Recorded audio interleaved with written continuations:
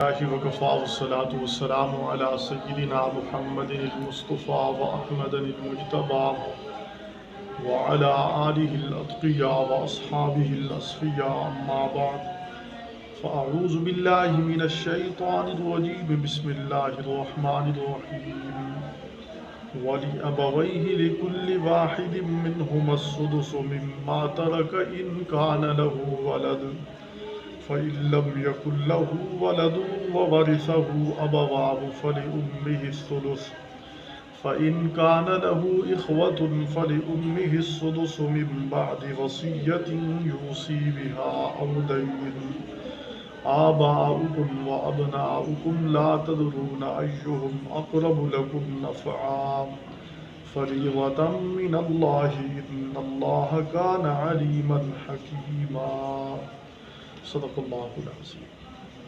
سورۃ النساء کی آیت نمبر 11، اس کا کچھ حصہ پیچھے ہم تفسیر اور ترجمے کے ساتھ پڑھ چکے ہیں، ابھی اس کا کچھ حصہ باقی ہے، وہ پڑھتے ہیں۔ وَلِأَبَوَيْهِ لِكُلِّ وَاحِدٍ مِّنْهُمَا السُّدُسُ مِمَّا تَرَكَ، اور مرنے والے کے والدین میں ہر ایک کے لیے چھٹا حصہ ہوگا جو اس نے مال چھوڑا۔ ان کان لہ ولد، اگر مرنے والے کی اولاد ہو۔ فَإِن لَّمْ يَكُن لَّهُ وَلَدٌ، پس اگر اس کی اولاد نہ ہو، وَوَرِثَهُ أَبَوَاهُ، تو وارث ہوں گے اس مرنے والے کے ترکے کے اس کے والدین۔ فَلِأُمِّهِ الثُّلُثُ، تو اس کی ماں کا تہائی ہوگا۔ فَإِن كَانَ لَهُ إِخْوَةٌ، پس اگر مرنے والے کے بہن بھائی ہوں، فَلِأُمِّهِ السُّدُسُ، تو اس کی ماں کا چھٹا حصہ ہوگا۔ مِن بَعْدِ وَصِيَّةٍ يُوصِي بِهَا، بعد وصیت کے پورے کرنے کے جو وصیت اس نے کی، او دین یا قرض ادا کرنے کی۔ آباؤکم و ابناؤکم، تمہارے آباء و اجداد اور تمہارے بیٹے، لا تدرون ایہم اقرب لکم نفعا، تم نہیں سمجھتے کہ کون زیادہ تمہارے لیے نفع کے قریب ہے۔ فریضۃ من اللہ، یہ حصہ مقرر کیا ہوا ہے اللہ کی طرف سے۔ ان اللہ کان علیما حکیما، بے شک اللہ علم والا خبردار ہے۔ نسب کے اعتبار سے میراث کے اسباب میں سے ایک سبب نسب ہے۔ نسب کی کچھ صورتیں کل میں نے عرض کی تھیں قرآن و سنت کے حوالے سے۔ قرآن حکیم نے جو اس رکوع کے اندر نسب کے حوالے سے جو صورتیں بیان کی ہیں، ان میں سے کچھ میں نے عرض کی۔ پہلی صورت یہ تھی کہ 2 لڑکیاں اور 1 لڑکا اس نے چھوڑا، تو اس صورت میں مال کیسے تقسیم ہوگا۔ دوسری صورت یہ تھی کہ اگر اس نے لڑکیاں ہی چھوڑی ہیں 1 سے زائد، 2 3 4، تو ان کے لیے 2/3 ہوگا۔ تیسری صورت یہ تھی کہ اگر اس نے 1 ہی لڑکی چھوڑی ہے تو اس کے ترکے میں سے آدھا مال اس کو دے دیا جائے گا اور باقی ورثاء میں تقسیم کیا جائے گا، باقی جو قریب فالاقرب ہوں گے۔ اور نسب کے اعتبار سے جو قریب ہیں ان میں اولاد اور والدین یہ اول نمبر پر ہیں۔ اولاد اور والدین کے ہوتے ہوئے اولاد کو حصہ ملے گا، والدین کو حصہ ملے گا اور کسی کو حصہ نہیں ملے گا۔ آگے فرمایا کہ اگر والدین ہیں، ولی ابویہ، ابھی جو ہم نے قرآن حکیم کی آیت پڑھی ہے، سیکھی ہے، ولی ابویہ، تو فرمایا کہ اس کے والدین کے لیے اگر والدین موجود ہیں، لکل واحد منہما السدس، ان میں سے ہر ایک کو چھٹا حصہ دیا جائے گا۔ ان کان لہ ولد، اگر مرنے والے کی اولاد ہو۔ تو یہ پہلی صورت ہے، مرنے والے کی اولاد ہے، بیٹیاں ہیں، بیٹے ہیں، اولاد اس نے چھوڑی ہے، تو اس صورت میں اگر اس کی اولاد ہے تو والدین کو چھٹا حصہ ملے گا، اور باقی جو ترکہ بچے گا وہ ترکہ اولاد میں للذکر مثل حظ الانثیین کے اصول کے تحت تقسیم کیا جائے گا۔ یہ پہلی صورت ہے۔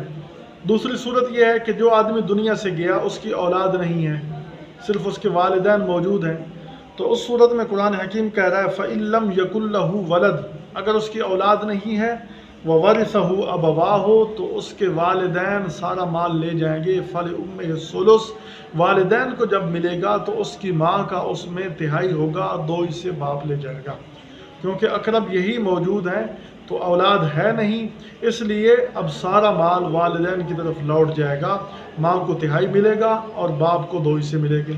یہ دوسری صورت ہوئی۔ اور تیسری صورت یہ ہے کہ اگر مرنے والے کے بھائی ہیں، بہنیں ہیں، بھائی بہنیں اللاتی ہوں، خیفی ہوں یا حقیقی ہوں۔ حقیقی یہ ہے کہ ماں باپ ایک ہو، अल्लाती ये हैं कि बाप एक हो माँ अलग अलग हूँ। खीफी ये है कि माँ एक हो बाप अलग अलग हूँ। माँ ने पहले कहीं निकाह किया था, वहाँ से औलाद थी और ये इसके बहन भाई बने। अब इस सूरत में अगर इसके बहन भाई मौजूद हैं तो उस सूरत में वालिदैन को हिस्सा तो पूरा दिया जाएगा, लेकिन माँ का हिस्सा पहले तिहाई था अगर औलाद ना होती। अब इस सूरत में माँ का तिहाई से छठे हिस्से की तरफ मुंतकिल हो जाएगा। फरमाया फल उम्मे सुदुस, उसकी माँ का छठा हिस्सा होगा और बाकी जो 5 हिस्से हैं वो बाप ले जाएगा। औलाद भाई होने की सूरत में, बहन भाई होने की सूरत में, मैंने पहले अर्ज़ किया हकीकी अल्लाती खीफी कोई भी हूँ तो उस सूरत में माँ का छठा हिस्सा होगा और बाकी सारा तरका बाप ले जाएगा। और ऐसा नहीं होगा कि माँ का हिस्सा कम होने से भाई ले जाएंगे, सिवाय हज़रत अब्दुल्लाह बिन अब्बास इमामुल मुफ़स्सिरीन अन्हुमा के, वो फरमाते हैं कि जो हिस्सा माँ का कम होगा वो उसके भाइयों में बहनों में तकसीम किया जाएगा। लेकिन जमहूर फ़ुक़हा के नज़दीक ऐसा नहीं होगा, माँ को छठा हिस्सा मिलेगा और फिर माँ को छठा हिस्सा मिलेगा और बाकी तरका बाप ले जाएगा। तो इस सूरत में कुछ नहीं दिया जाएगा।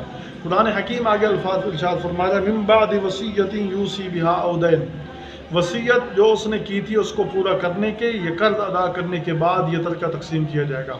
जैसे कल के सबक में हमने ये उसूल पढ़ा था कि कोई आदमी दुनिया से चला जाता है तो पहले 3 काम करने होते हैं। सबसे पहले उसका कफन दफन, ज़रूरी कफन दफन, दूसरे नंबर पर कर्ज, तीसरे नंबर पर वसीयत पूरी की जाती है। उसके बाद जो माल बचता है उसमें वरसा का हक होता है। तो ये कल हमने तफसील पढ़ी थी, लेकिन कुरान हकीम ने उसलूब बदल दिया। कुरान हकीम कह रहा है पहले वसीयत यूसी बिहा औ दैन, बाद में कर्ज का जिक्र किया। हालांकि कर्ज पहले है, वसीयत बाद में है। हम पढ़ भी ऐसे चुके हैं, फुक़हा भी ऐसे समझाते हैं, मुहद्दिसीन भी इसी तरह बात करते हैं, लेकिन कुरान हकीम ने यह अंदाज़ थोड़ा बदल दिया। इसलिए उलमा फरमाते हैं हज़रत अली रज़ी अल्लाह अन्हु के कौल, जिसका मफ़हूम मैं अर्ज़ कर देता हूँ, उनके कौल का मफ़हूम यह है कि जो दैन है होता तो वो मुकद्दम है, वसीयत बाद में होती है। लेकिन कुरान हकीम ने वसीयत का जिक्र पहले इसलिए कर दिया क्योंकि दैन उसका मुतालबा करने वाले लोग मौजूद हैं, हुकूकुल इबाद में से है। जिसका कर्ज देना है वो मुतालबा करेगा, बज़ोर कानून वो ले सकता है, लेकिन वसीयत ये खालिस अल्लाह का हक है, उसका मुतालबा करने वाला कोई नहीं। इसलिए पहले जिक्र कर दिया कि हुकूकुल इबाद से पहले हुकूकुल्लाह भी हैं, अल्लाह का हक भी अदा करना है। इसलिए कुरान हकीम ने यहाँ उसलूब बदल दिया, वरना मसला असल यही है कि पहले कफन दफन, फिर दैन, तीसरे नंबर पर वसीयत होगी। अल्लाह ताला हमें समझने की तौफीक अता फरमाए। फरमाया आबाउकुम व अबनाउकुम, तुम्हारा बाप, आबा अजदाद, बाप दादा परदादा, अबनाउकुम ये तुम्हारी औलाद। फरमाया कि तुम नहीं जानते, ला तदरून अय्युम अक़रबु लकुम नफ़ा, तुम नहीं जानता कि तुम्हारे लिए नफ़ा के कौन ज़्यादा करीब हैं, तुम्हारे लिए कौन मुफीद साबित होंगे, कौन तुम्हारी खिदमत करेंगे, कौन मुश्किल वक़्त में तुम्हारा साथ देंगे, तुम इसके बारे में नहीं जानते। इसलिए जब नहीं जानते तो अपनी मर्ज़ी के मुताबिक मीरास तकसीम ना किया करो, बल्कि जो कानून इलाही है मीरास के बारे में उस पर अपने आप को पाबंद कर लो, क्योंकि तुम हक़ाइक़ को नहीं जानते। फ़रीज़तम मिनल्लाह, फरमाया कि यह हुक्म अल्लाह की तरफ से फरीज़ा है, मुकर्रर है, ज़रूरी है। जैसे अल्लाह ने हुक्म दिया वैसे ही मीरास की तकसीम की जाए। इन्नल्लाह काना अलीमन हकीमा, बेशक अल्लाह सब कुछ जानने वाला, हिकमतों वाला है। उसने अपने इल्म के तहत ये अहकाम जारी फरमाए और हिकमतों के तहत हमें समझाए हैं कि इस तरह करना चाहिए। अगर तुम इस तरह करोगे तो तुम्हारे लिए मुफीद ही मुफीद होगा, अगर तुम अपनी मर्ज़ी करोगे तो बजाय मुफीद होने के तुम्हारे लिए मुज़िर होगा। अल्लाह हमें कुरान और सुन्नत को समझने की तौफीक अता फरमाए और इल्मुल फ़राइज़ यानी इल्म मीरास इसकी सही माने में समझ नसीब फरमाए और अमल की तौफीक अता फरमाए। वमा तौफीक़ुना इल्ला बिल्लाह।